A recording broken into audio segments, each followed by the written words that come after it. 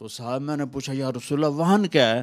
کہ حب الدنیا و کراہیت الموت، دنیا کے غلام بن جاؤ گے، دنیا کے بندے بن جاؤ گے اور موت سے ڈرنے لگ جاؤ گے۔ بھلا موت تو اللہ کی ملاقات ہے۔ ابراہیم علیہ السلام کے پاس اسرائیل آ گئی، چلو جی، تو وہ کہنے لگے بھلا کبھی خلیل بھی خلیل کو مارتا ہے؟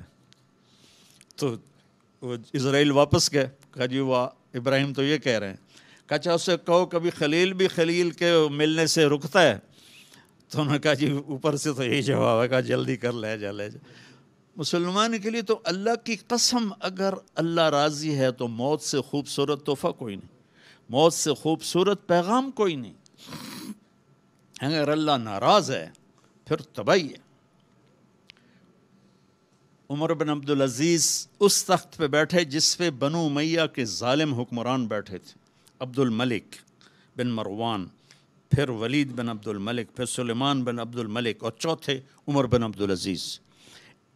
عبد الملک ان کے سگے چچا تھے، عمر بن عبدالعزیز اور عبد الملک بھائی تھے، مروان کے بیٹے تھے۔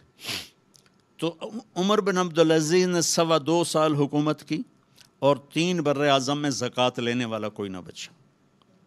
3 بر اعظم پہ حکومت تھی، جنوبی فرانس سے لے کر شمالی افریقہ تک اور ملتان تک اس بندے کا جھنڈا لہراتا تھا، اور 3 بر اعظم میں زکوٰۃ لینے والا کوئی نہ بچا کہ پہلے خزانہ اپنا سمجھ کے لوٹتے رہے اور انہوں نے خزانے کو امانت سمجھ کے استعمال کیا۔ تو وہ انہوں نے بلایا شام کے قاضی رجا کو، کہنے لگے دیکھو عبد الملک میرے چچا مرا تھا تو میں اس کی قبر میں اترا تھا تو اس کے چہرے کا رنگ کالا سیاہ ہو گیا تھا اور اس کا چہرہ قبلے سے یوں ہو گیا تھا، اور عبد الملک کی یہ جگہ سرخ تھی سیب کی طرح۔ پھر میں نے ولید کو قبر میں اتارا، وہ اس کی کفن کی گیرا کھول کے دیکھا تو اس کا چہرہ ادھر تھا اور کالا سیاہ تھا۔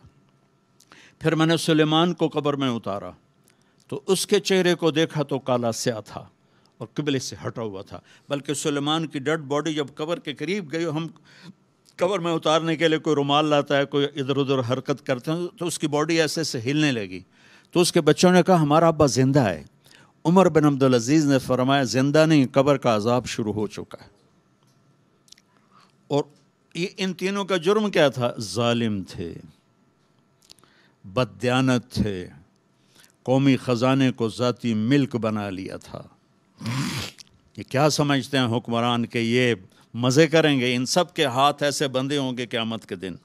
یہ جتنے جج صاحبان ہیں یہ کیا سمجھتے ہیں کہ ہمیں بڑی اعلیٰ پوسٹ ملی ہوئی ہے؟ ان کے قیامت کے دن ہاتھ یہاں بندھے ہوئے ہوں گے۔ پھر اللہ پوچھے گا بتا تجھے جو حکمران بنایا تھا تو نے کیا کیا میرے بندوں کے ساتھ؟ اگر وہ جواب دے سکا تو اس کے ہاتھ چھوڑ دیے جائیں گے، ورنہ انہی بندے ہاتھوں کے ساتھ جہنم میں گر جائے گا۔ اور قاضی سے اللہ پوچھے گا ہاں کیا فیصلے کیے تھے، کتنے ظلم کے فیصلے کیے تھے، کتنے عدل کے فیصلے کیے تھے۔ اگر وہ عدل کے فیصلوں میں کامیاب ہو گیا تو ہاتھ چھوڑ دیے جائیں گے اور جنت میں چلا جائے گا۔ اگر ظلم کے فیصلے کرتا مر گیا تو انہی بندے ہاتھوں کے ساتھ آگ میں چلا جائے گا۔ بھائیو آخرت بھی ہے، بھائیو صرف دنیا نہیں ہے، آخرت بھی ہے۔ ٹک حرص و ہوس کو چھوڑ میاں، مت دیس بدیس پھرے مارا، قذاق اجل کا لوٹے ہے دن رات بجا کر نکارا۔ کیا بدیا بھینسا بیل شتر، کیا گونی پلہ سر بارا، کیا گیہوں چاول موٹ مٹر، کیا آگ دھواں اور انگارا، سب ٹھاٹھ پڑا رہ جائے گا جب لاد چلے گا بنجارا۔ یہ تو رہنے کی دنیا نہیں ہے۔ الدنیا ثلاثۃ ایام، میرے نبی فرماتے تھے میں پاؤں اٹھاتا ہوں تو رکھنے کی امید نہیں ہوتی، سانس اندر لے جاتا ہوں تو باہر نکالنے کی امید نہیں ہوتی۔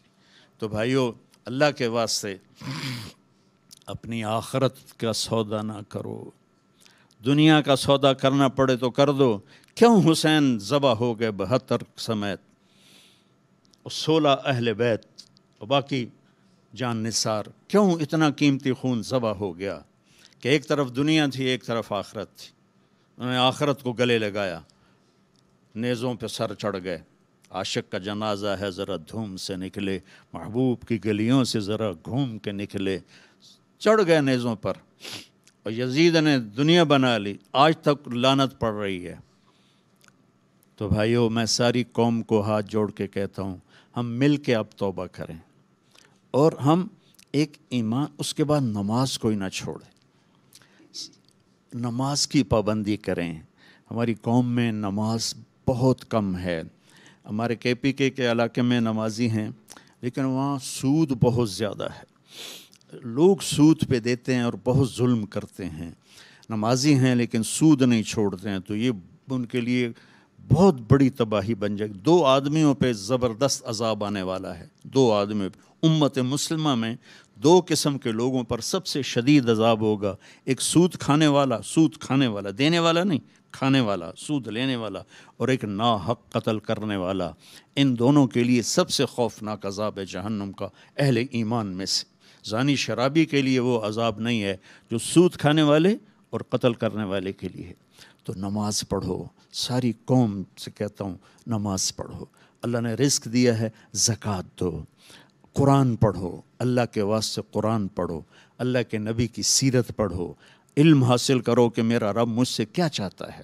میرا رب پہلی سطر ہے بسم اللہ الرحمن الرحیم، کہ میں رحمان و رحیم ہوں، کوئی سخت حکم نہیں سناؤں گا، آسان ہوں گے، کر لو، بڑا نفع رہے گا۔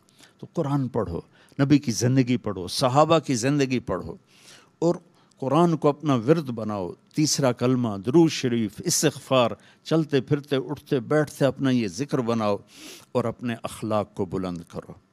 اپنے آپ سارے سیاسی لوگ